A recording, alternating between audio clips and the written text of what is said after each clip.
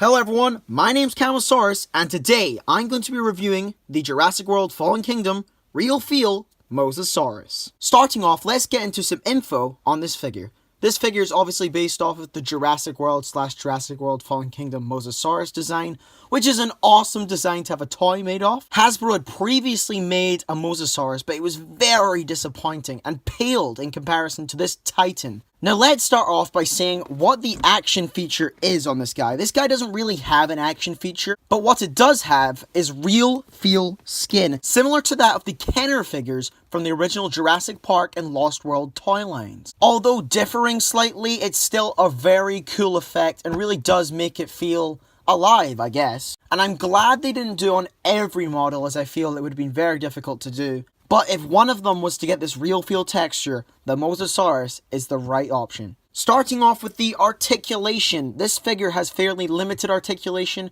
However, you can come to expect that as it is a Mosasaurus. You're not going to be doing much with this, apart from pretending that it can swim. Starting off here at the flipper actually has a surprisingly high amount of articulation. For instance, it can go down like this, all the way down like that. So I guess if you really wanted it to, you can make your Mosasaurus like a dog and walk on 4 legs. But we're not going to do that here. The flipper can also move a full 360 with this swivel. Very good motion.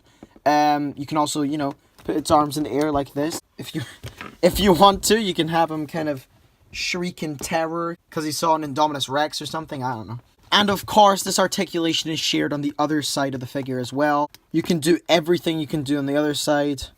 Very good. Moving on to the back fins, they share the same articulation as the front ones. They can go down like this, and they can also do a full 360. That articulation is on the other side as well. So all in all, I'm very impressed with the flippers on this Mosasaurus. It's very good and quite impressive that they actually put that much articulation into this thing. Honestly, if this just had a movable jaw, and apart from that it was a statue, I'd still be very happy. The tail on this figure unfortunately does not have any articulation, but you do have to attach it when you get out of the box. Now, I thought you could unattach it, so I started yanking this thing apart.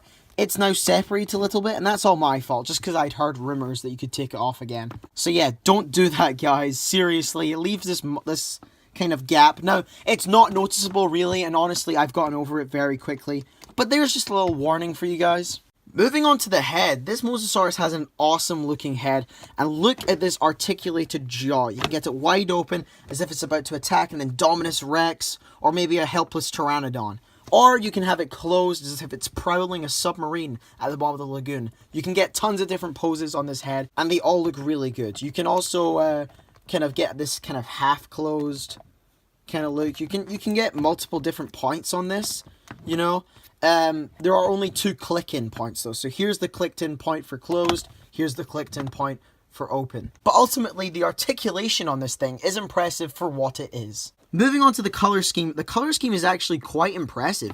We start off on the bottom here with this lovely white adorning the entirety of the bottom. This is known as counter shading. Marine animals will have white on the bottom and dark colors on top to help them blend in, because something on the outside will look into the water and see this darkness, just like as if you're looking into the water. And then something underneath the Mosasaur will look up at this white stuff as if it's like the sun. So it's very, very good, and is actually kind of realistic. But most importantly, it is fairly accurate to the Jurassic World color scheme. We then ascend into this kind of like light blue color here, with these little freckles of the color above, which is this darker kind of grey blue, a very nice navy color, which then turns into a full navy color on the back. So yeah, very cool. There's also these added markings of this lighter kind of more pale blue all down the body, and some on the tail as well, if you can see there going down the tail. Now the flippers are molded in this kind of blue plastic, but they have been painted a little bit with the darker kind of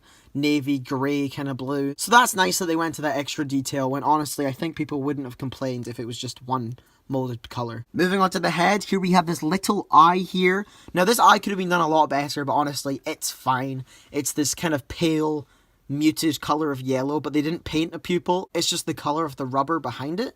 But honestly, that's fine. It looks good. The mouth is actually sculpted in this white color here as opposed to being painted. I think it looks a lot better like that. Taking a closer look inside the mouth, we see it's been painted pink, and the teeth have been painted in this nice creamy kind of ivory kind of color. So that looks very nice. You can see that the teeth have been painted very well.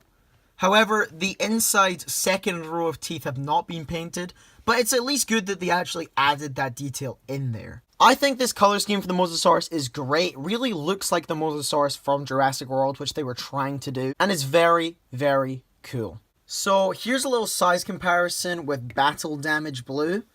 As you can see, I reckon the scale's about right, and they scale very nicely together. Now, here the Mosasaurus is with the Indoraptor. I think the Indoraptor is maybe a bit big, or maybe the Mosasaurus should have been bigger with this scale. But ultimately, I'd still say they go together well. And last but not least, here she is with her partner in crime, Rexy. So let's just kind of get her behind there. As you can see, these two do scale kind of well. You have the Mosasaurus attack Rexy. Maybe she sided with the Indominus Rex. Who knows? But these two scale very, very well. They are definitely in the right size. Overall, this is a really, really good figure. The sculpt work on this is amazing. It looks just like the Mosasaurus. The only problem is maybe the tail could have been a bit longer. But apart from that, honestly, this is a perfect representation of the Mosasaurus. And overall, I'm going to give this figure a 9.5 out of 10. An amazing figure. If you see this, pick it up, because one day you won't have the chance to. Now, if you get this figure and you have a Pteranodon figure, for example, you can recreate the scene from Jurassic World that scarred many children back in 2015 for the rest of their lives.